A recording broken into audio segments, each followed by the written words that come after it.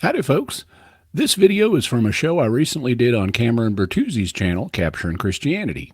If you like it, do all the YouTube things to let YouTube know to show the video to others.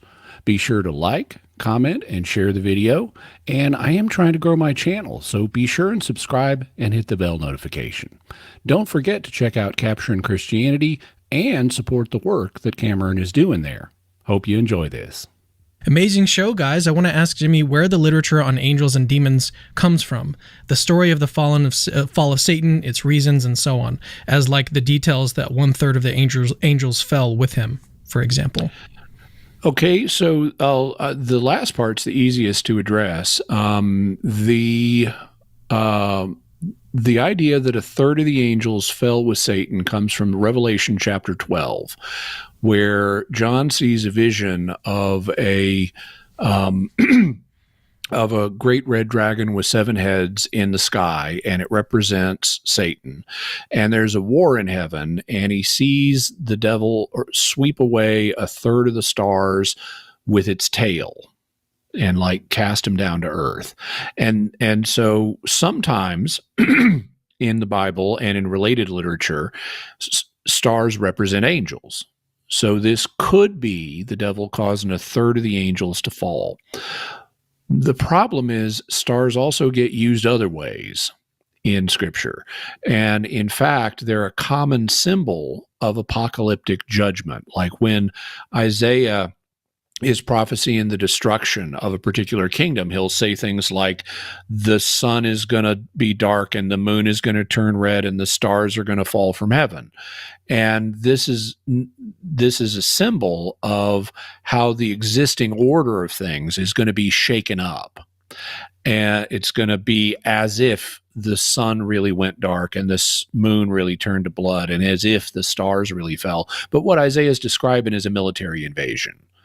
And so we can't just assume that stars represent angels when we see things like this, especially when we see stars fallen, because we know stars fallen from the sky is a common symbol of something else in the Bible. It's a symbol of some catastrophe.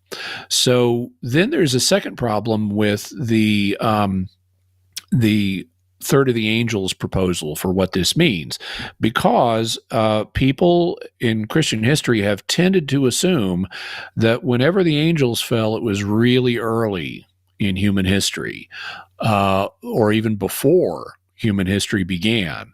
But the events in Revelation 12 are described as if they're occurring in the lifetime of Jesus, or shortly after his ascension to heaven.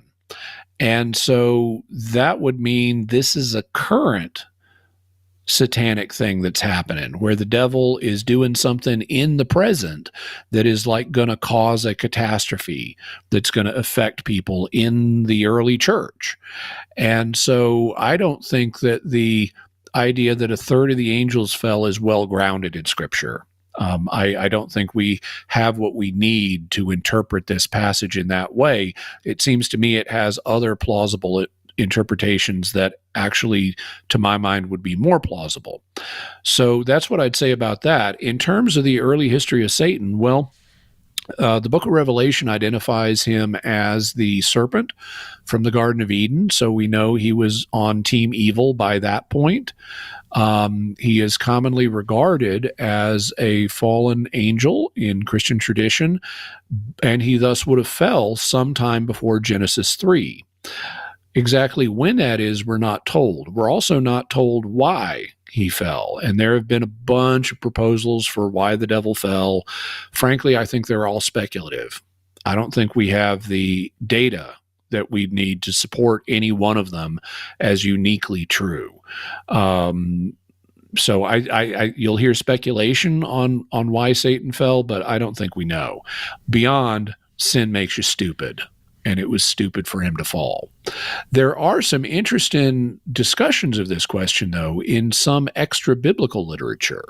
For example, in the Book of Jubilees, which was written about 150 BC, it actually it tells us when the angels were created. They were created on the first day of creation, and it describes the fall of various angels in conjunction with the events of Genesis 6.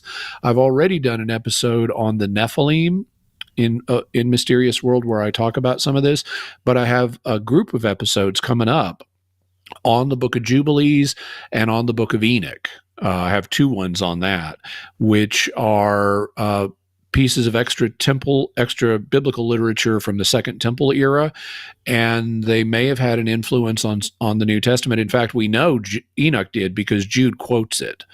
So he read it, he quotes it as a prophecy, and he's interacting with concepts from it. So even though it's not in the Bible or not in most Christians' Bibles, it's got some really interesting stuff, and you might want to check out those episodes as they come out because they do deal with the fall of angels. And before we go, just a reminder to do all those great YouTube things. You can help my channel grow by liking, commenting, and sharing the video. And be sure to subscribe and hit the bell notification so that you always get notified when I have a new video. These days, I have multiple videos coming out every week. Thanks so much, and God bless you.